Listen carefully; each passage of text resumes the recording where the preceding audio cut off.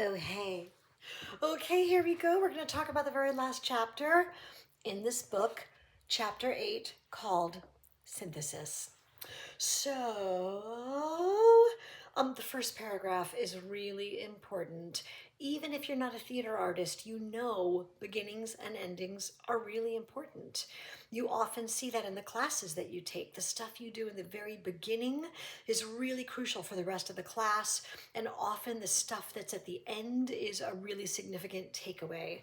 Same is true with this book. So synthesis means putting it all together, right? Integrating everything. So be sure to read that first paragraph really carefully. I think I discussed the difference between plot and story. You can plot, you can't story. So they talk a little bit about when you're describing what a play is about, try to get into the habit of doing it in terms of its action. Who wants what and how are they trying to get it? Um, they're talking about theme. Hey, they write a lot about Antigone here, the old Greek play, which I guess I should have had you read. It's not one of my favorite Greek plays. If you want to read an old Greek play, I would recommend Oedipus Rex because, whoo, that's a really good play. But anyway, Antigone, next time. They write about identifying theme, and that's great. But you can't play theme, you can't plot theme, right? Themes are things that are evident in the story. They're part of a play's action, which you can identify through this conflict analysis method that we're learning from this book. So theme is great to have in there and to elevate through the action, but theme is not what a play is about, okay? Great. On page 101, in the middle of the page, oh yes, relating other elements like theme to conflict means that we have to ask, how does each element in the show contribute to a unified view of the play that is driven by our understanding of the conflict? So once again, when you're reading, you may identify certain themes. How do the themes support the conflict slash action? Okay. They talk about Glass Menagerie in this last chapter, and of course that's going to be really helpful to use since that's the play that we're using until we get to our final exam, for which you'll use Lorraine Hansberry's great realism play, A Raisin in the Sun.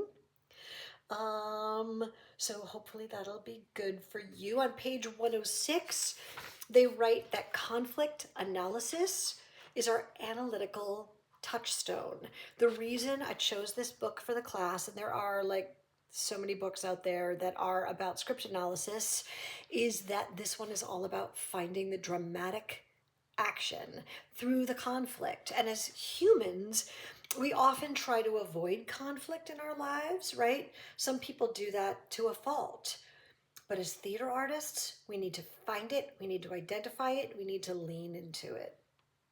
So analytical touchstone, meaning the rock, the solid rock that we always go back to, is conflict analysis. All right, something I wanted to talk about. Love those questions at the top of 107. The 3 questions under the heading, questions about synthesis in any play. How much does each element of your analysis contribute to a unified view of the play, driven by the play's conflict? How have you integrated the play's themes into your analysis? How have you integrated supplemental research into your analysis? So with numbers 2 and 3, they're talking about how do those things go with your conflict analysis? How do they support the conflict, support the action? So just keep remembering that's what that other stuff, theme, supplemental research, are for. Okay. Awesome. And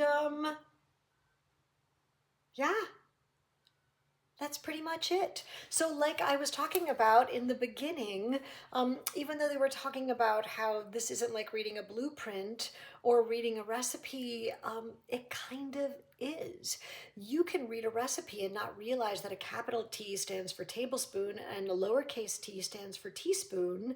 So if you don't know how to read that recipe, you are not going to get your focaccia or whatever the heck you're trying to make, your lasagna. It's going to come out, but it's going to come out kind of weird. But once you learn how to read a recipe well, you can read it and say, you know what? I'm going to use spinach instead of the sausage.